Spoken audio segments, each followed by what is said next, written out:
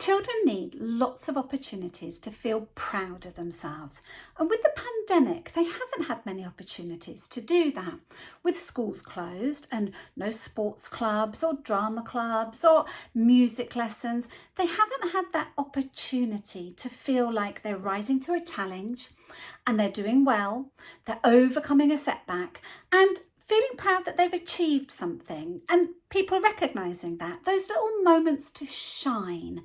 And those moments to shine are really important for children because they build self-esteem.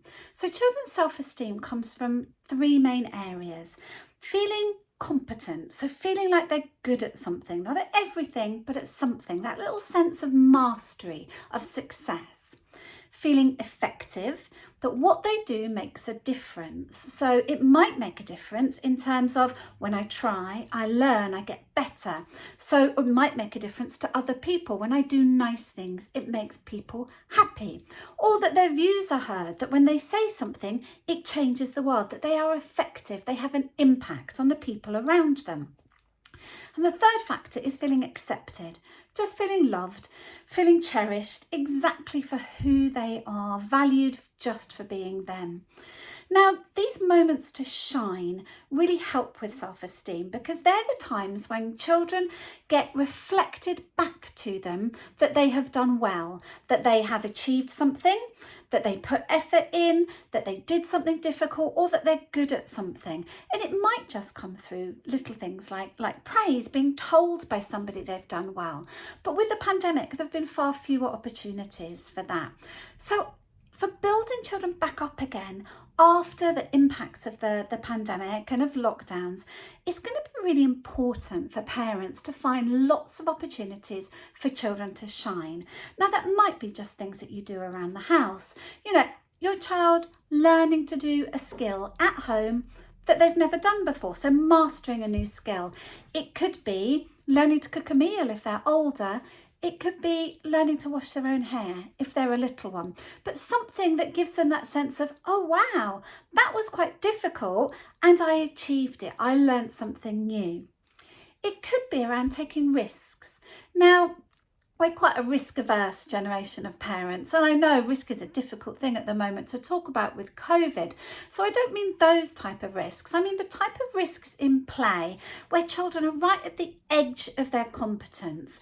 You know, it's that moment when your child is trying to climb the ladder to the slide by themselves and you're there to help in case they slip, but you're letting them do it for themselves. And it might be, you know, using play equipment that's just a little bit more difficult. It could be out and about, taking risks of trying to climb a tree, for example, you know, in a place that's safe for them to do that, or letting them walk along a wall with you just there in case they fall. But we have to allow children to take risks because that's how they learn, that's how they rise to challenges, and they often surprise us. You know, a risk might be for an older child being allowed to walk down to the shop and back again on their own for the first time. Now, you've got to make sure they're ready for it. I'm not saying they should be taking risks that they're not ready for, but it's important as parents that we do allow children to do that because taking risks is the opportunity for a moment to shine, to learn something new, to feel proud of yourself that you've done something and you've done something difficult, not something easy, something difficult. We also do have to be prepared to let children fail if they are trying to do something. So not always stepping in to rescue them. If they are trying out that new recipe, for example, or if they are learning to wash their hair, maybe, you know, letting them do something and not stepping in. Just saying, oh, have you checked the recipe that you've put everything in? Rather than always making it all work out for them. Or showing them how to pour the water on their hair, but at the same time, they will learn by occasionally getting it wrong and it going outside the bath or in their eyes, and being prepared to let children learn in that way. And it's not that we want to make them uncomfortable, it's that tells them that this is a difficult thing to do. So the achievement, when they do get it right, even if they have to do it several times and it's 3, 4, 5 times, that achievement is even greater, and that sense of pride of having achieved something. Or it could be just getting them involved in solving problems around the house, in the family. What should we do this weekend?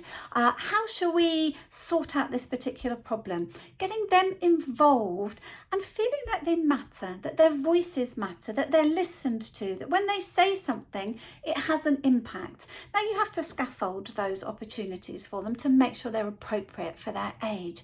But we really need to be making an effort right now to give children opportunities to shine, to feel proud of themselves, to make up for some of the time when they haven't really had that, and that sense of feeling proud of themselves. So the more you can do in helping our child do that in the next few months, then the more that's going to build their self-esteem, and the more likely they are to bounce back really quickly from the impacts of the pandemic. Good luck. I hope you found that useful.